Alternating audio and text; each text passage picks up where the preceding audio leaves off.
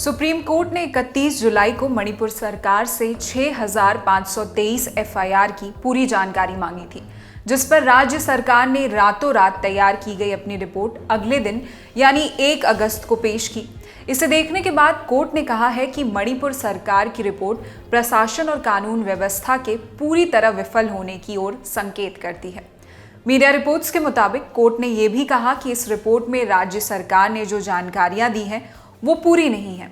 Chief justice CJI DY Chandrachud ने मणिपुर सरकार से सवाल करते हुए कहा, इससे पता चलता है कि मई की शुरुआत से जुलाई खत्म होने तक राज्य में संवैधानिक ढांचा पूरी तरह चरमरा गया था। राज्य में कोई कानून नहीं था, कानून व्यवस्था पूरी तरह खत्म हो गई थी। अगर कानून व्यवस्था नागरिकों की सुरक्षा नहीं कर सकती तो हम कहां आ गए हैं।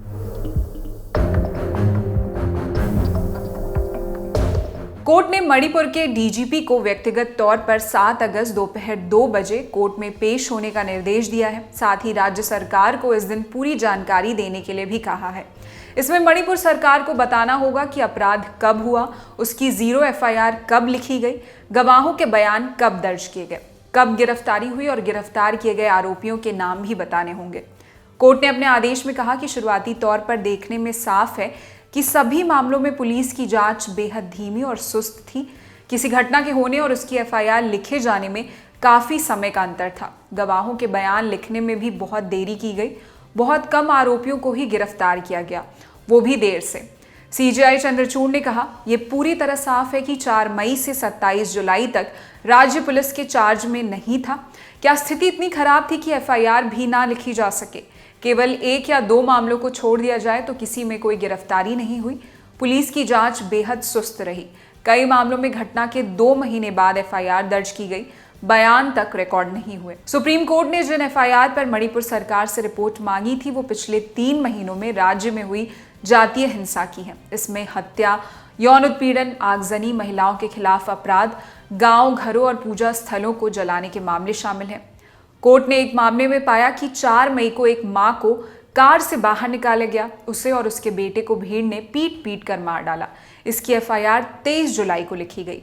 कोर्ट ने एक दूसरे मामले का जिक्र किया जिसमें एक आदमी की हत्या कर दी गई, फिर उसके घर में आग लगा दी गई। इसकी एफआईआर भी 2 महीने बाद लिखी गई। एक दूसरे मामले में सामने आया कि जांच से पहले ही सीसीटीवी फुटेज ऑटो डिलीट हो गई। वहीं मणिपुर सरकार ने अपनी रिपोर्ट में बताया था कि राज्य में हुई हिंसा में अब तक 150 लोगों की मौत हुई है। इनमें से 59 मौतें 3 से 5 मई के बीच हुई। 27 से 29 मई के बीच 28 लोगों ने अपनी जान गंवाई। वहीं 9 जून को हुई हिंसा में 13 लोगों की जान गई। इसमें बताया गया कि 502 लोग इन घटनाओं में घायल हुए हैं। 5107 आगजनी की घटनाएं हुई हैं। सरकार ने अपनी रिपोर्ट में आगे बताया कि इन सभी मामलों में 252 लोगों को गिरफ्तार किया गया है।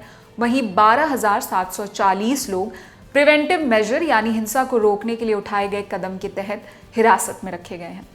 इसी के साथ इस वीडियो में इतना ही। इस खबर पर क्या है आपकी राय, हमें कमेंट सेक्शन में बताएं। आपके लिए जानकारी जुटाई थी हमारी साथी प्रज्ञा ने। मैं निहारिका यादव। देश और दुनिया की अन्य खबरों के लिए देखते रहिए दी लंदन टॉक। शुक्रिया।